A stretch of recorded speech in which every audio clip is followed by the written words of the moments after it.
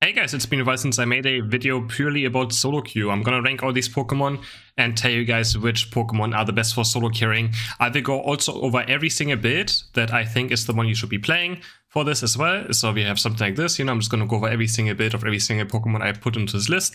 And afterwards, I'm also gonna rank them by difficulty. So, if you're not confident enough of playing certain characters, maybe play the ones that are a bit easier to play. And before we start, I would appreciate if you guys like the video and subscribe to the channel. Alright, let's start with the solo queue king right now, undisputed Duraludon, best Pokemon in the game in solo queue. This Pokemon is just so insane. Hopefully gets nerfed soon, as fast as possible. Good in jungle, good in lane, can go both ways. The only problem is if you play him in lane and the enemies have a jungle Duraludon, that guy might just farm you. So yeah, that's the only problem, but this is currently the best Pokemon in solo queue. And for the build, we play Dragon Pulse and Dragon Tail with Master Band, Scope Lens, Eject Button, and you can either play Battle Item or Full Heal. I mean either Eject Button or Full Heal. Full Heal is very good in the mirror matchups against other Duraludons, because Full Heal can remove the Dragon Pulse stacks from you. So you can, if you're confident in it, otherwise you can also go Eject Button. Both are totally fine to go. Full Heal also helps you getting your Unite move out. Eject Button is just a bit easier to use, but besides that, yeah, both are totally fine, and this is the best character for solo queue. For 1v9 lane and jungle, so in this category I put characters that are good in jungle and good in lane at the same time. They can go both ways, and there's still Venusaur. Venusaur is still an insane character for the build with Pedal Dance and Giga Drain, Muscle Band, Focus Band, Eject Button, and we run Full Heal, since if we don't get our Giga Drain out in a teamfight, we actually die. Also very good into Duraludon. You can actually just run him down in teamfights, because you can also, again, remove his stacks as well. So, still very strong character, very easy to play, and just does a lot, is one of the 1v9 carries in the game for quite a while now. This 1v9, obviously, I'm just putting in 1v9 in there just because, it looks a bit more dramatic, being like, oh my god, I have to carry 1v9, what Pokemon should I pick? Next one is a bit surprising, but I still think this is one of the most underrated solo queue characters. Again, this is a purely based solo queue tier list. Absol is terrible in competitive play, terrible in 5-stack meta. But when it comes to solo queue and chaotic games, Absol is absolutely great. When there's a lot of 1v1s going on everywhere, and people don't really know what Absol does, shines quite hard. Can both jungle, can both lane. I prefer Absol in lane, but if you want to, you can also still play it in jungle, and you can snowball games very hard. For the build, we play Night Slash and Sucker Punch, and Scope Lens, Razor Claw, and Body Barrier. If you want the crit rate, if you want to crit, Night Slash, Sucker Punch are just better abilities, much more consistent in Pursuit, and Sucker Punch gives Absol good team fighting, good 1v1 potential, and a way to dodge CC or damage as well. It's just another gap closer, right? And then we run better item Eject Button, just because we kinda need it. Want to be aggressive as well. You can blink into certain characters and just be very aggressive. Now we come to lane. This is it for this. I don't think there's any other character I'm gonna put into this category, because I think, yeah, that should be good enough. Then we go to lane. Pikachu, still one of the best laners currently in the game. Sometimes it's a bit hard to carry if your team is weak, but he does so much damage. He always has Unite move up, which means you can do a lot of fights. Just being able to teamfight the enemy team a lot, and he always has the chance of just killing a high-level target, because his Unite is always up. And you can always force other Unite as well. Like, what I like doing is I just Unite move, and my enemy team is like, oh my god, I don't want to die, so they trade Unite moves, and you get a free teamfight afterwards. Wait, where's Pikachu?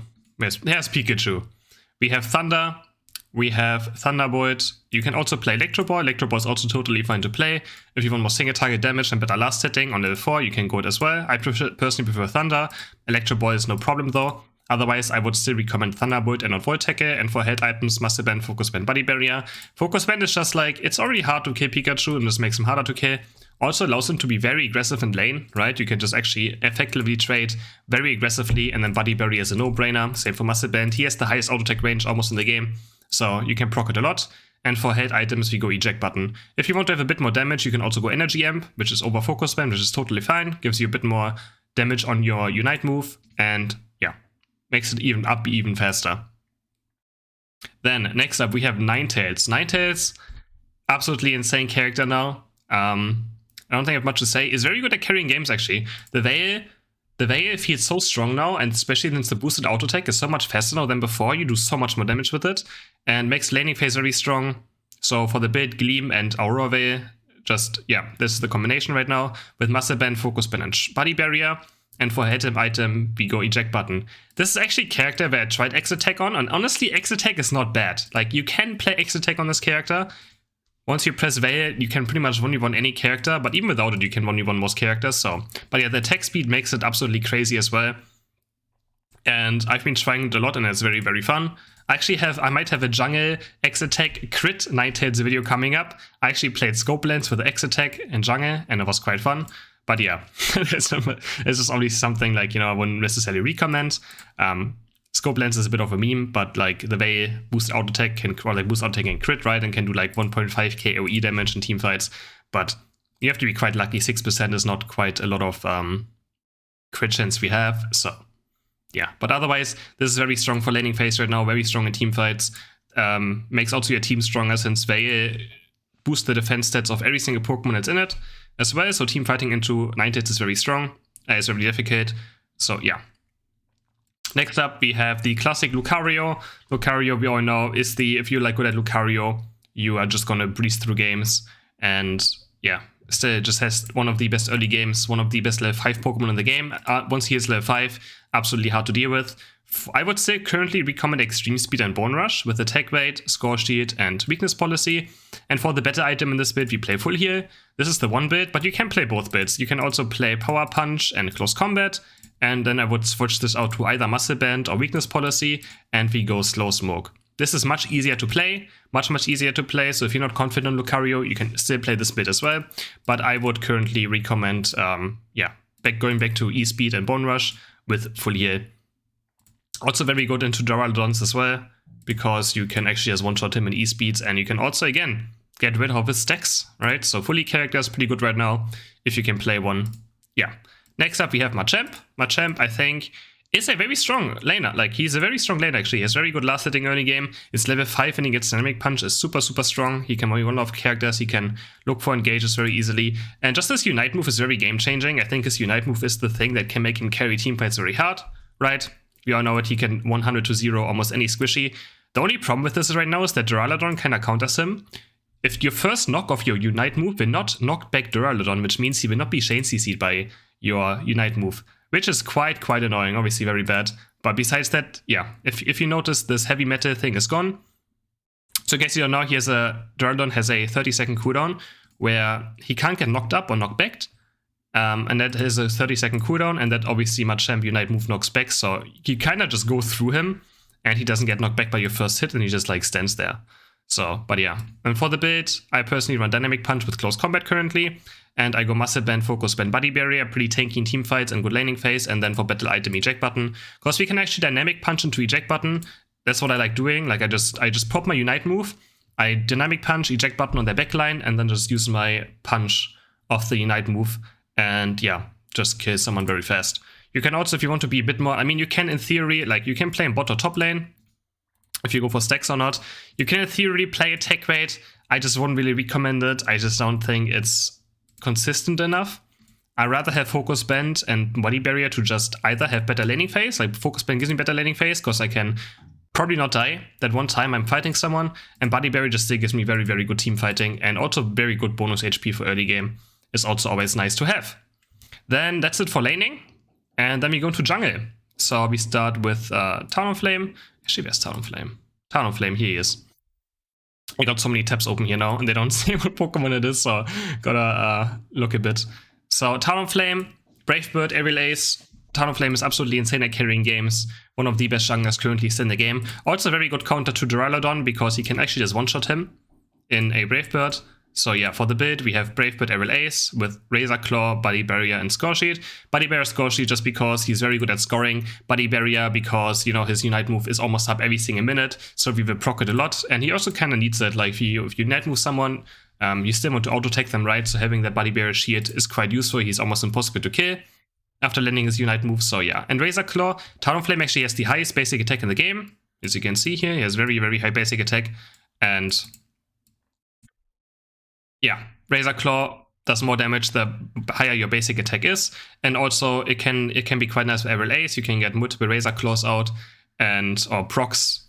So yeah, just a very nice item on him. Also Brave Bird into having like a slow is very nice as well. So Talonflame, if you want to play a very aggressive, melee jungler, then Talonflame is your go-to.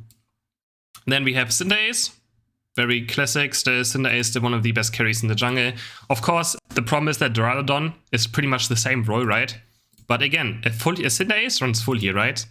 On Cinderace you run full heal, which means in theory you can counter Duraludon quite well. Again, you can counter his Drain Point stacks. We play Blaze Kick and Flame Charge still with Muscle Bend, Scope Lens, and Body Barrier. Very standard. And doesn't matter what, Cinderace is still one of the best carries if you just want to play. It's still currently sitting at my highest win rate as well, personally. And this character is just absolutely nuts. But yeah, Duraludon kinda, you know, sits a bit above now. But if there's no Duraludon in game, and then me Duraludon is laning, like if you play Cinderace jungle and then me doesn't have Duraludon jungle, Cinderace is still just absolutely insane. Then we have the next one out of the same category, Greninja. But Greninja is a bit different than Cinderace and Duraludon because he's just like, he has more snowboarding potential. Like you can be very aggressive. He's like a ranged and melee assassin combined, right?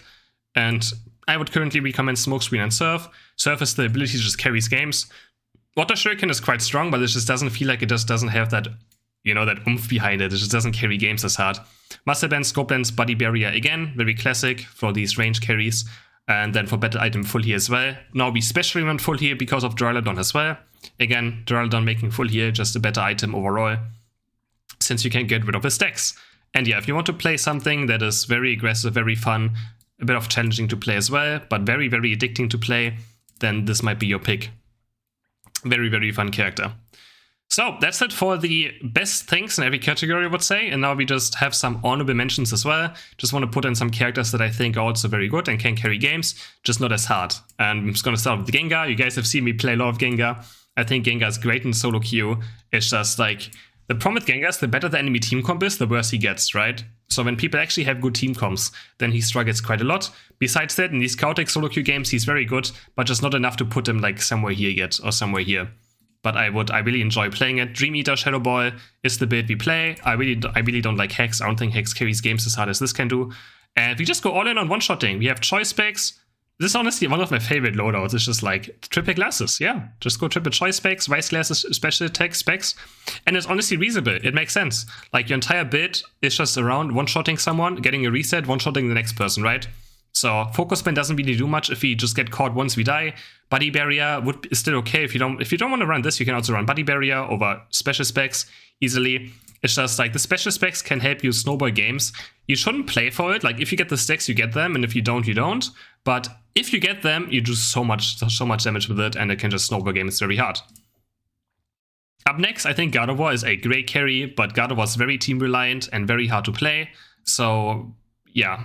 Just gonna put in the honorable mentions. I think she can both work in jungle and lane. Oh yeah, I should mention this is only goes into the jungle. I would not recommend playing lane Gengar. I mean you can, but it's just not recommended. But maybe I will try out some more lane Gengar in the next few days and see how it goes. Actually, I want to try that. I want to have some more fun in solo queue because climbing currently is a bit of a struggle where I'm currently at.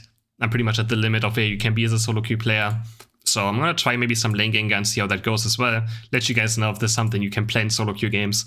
And yeah, but Gardevoir both works in lane and jungle. Lane, obviously jungle is always better than laning on most of these carries because you have easier time getting to your power spikes. But yeah, I've been playing a lot of lane Gardevoir and I think it's quite fine. For the build, we play Future Sight and Psychic. No longer playing Moonblast because I think just Psychic, Future Sight does so much fucking damage together. And you're just something you really, really want to have in your build.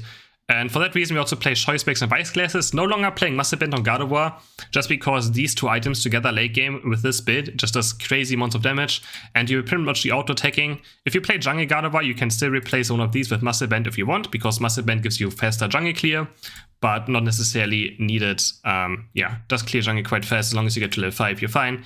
And late game, you just spam your abilities, and this just does a lot of damage, these two together, or like this item combination. All right, next up we have Greedent. I think Greedent is still a very good solo queue carry as well.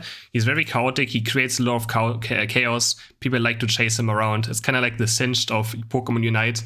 You shouldn't chase a Greedent. People do it. They waste a lot of time.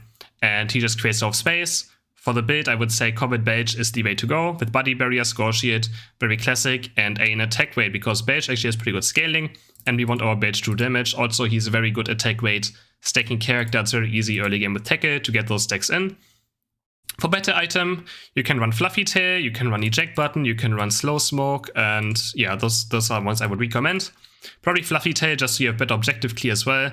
And I would not recommending level 1 invading as Greedent, but like towards mid and late game, you can always walk into the enemy jungle and be annoying.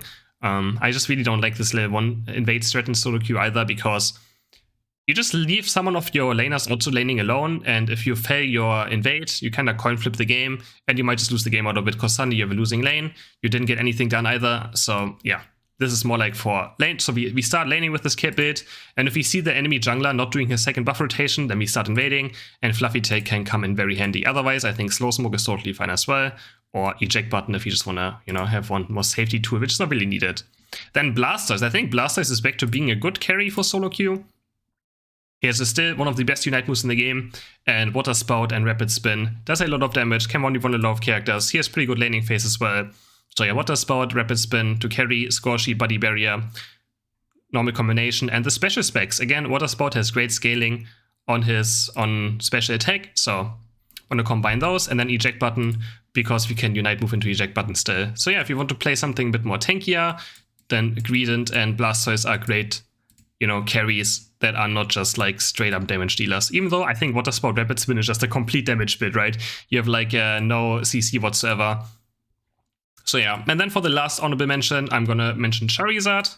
Charizard I didn't put in here just because there's so many full heals right now, and Charizard or unstoppable effects, and Charizard really suffers when there's unstoppable effects. Like these characters can all win team fights, even if their Unite move gets interrupted, but like if Charizard's Unite move gets interrupted, you're done for, right?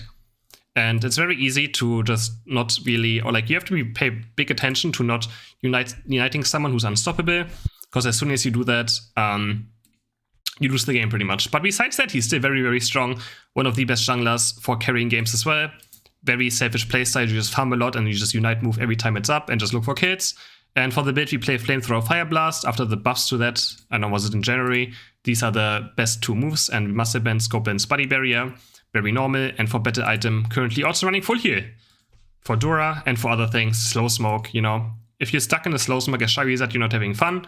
So we just run full heal as well on this character too. Alright, that's it for the list. And now for a little bonus, I guess I'm just going to rank them by difficulty as well. So we have super high, super difficult, highly difficult, medium difficulty, easy, and super easy. And I think that might be something that's interesting as well. Let's just go. I think Talonflame is quite easy to play. Just have the Brave Bird aim. That's pretty much all you have to do. Besides that, praise pretty easily. Machamp, pretty easy to play as well, I would say. Gengar, high. I don't think he's super high difficulty, but of course you have to hit your abilities, right? And you have to look for things as well. See, somewhere between here. Gardevoir, I think, is very difficult. Gardevoir does need a lot of skill. Hitting those future sites over and over again. Also having good positioning, very, very difficult to play. Charizard is very easy to play, very doesn't have much going on for him. Is very straightforward. Lucario, I would say, is pretty difficult. Depends on what build you play. Like E-Speed, Bone Rush is up here. Power Punch, Close Combat is down here. But since I mainly recommended the E-Speed build, I'm going to put him into the higher difficulty tier. Cinderace is pretty easy. The only thing you have to watch out for is, positioning, which can be quite achievable. Actually, I think Cinderace is super easy. Like, I'll just put it down there. Cinderace is super easy. It's always a lot like auto-attacking and using abilities well. Besides that, yeah. Duraludon also, I think, is very, very easy to play. I really don't think this character takes much skill to play, which makes it even scarier that he's this strong currently to play. Absol, I think Absol is one of the highest difficulty characters if you want to carry games with. For sure takes much more skill than other characters to be able to carry with. Ninetales, very easy. Actually, also super easy. And this is also super easy. You mainly basic attacking, right? You use your Veil and use basic attack, basic attack. Greedent, I think, is medium. You just have to have a bit of good game knowledge. His mechanics are not too difficult.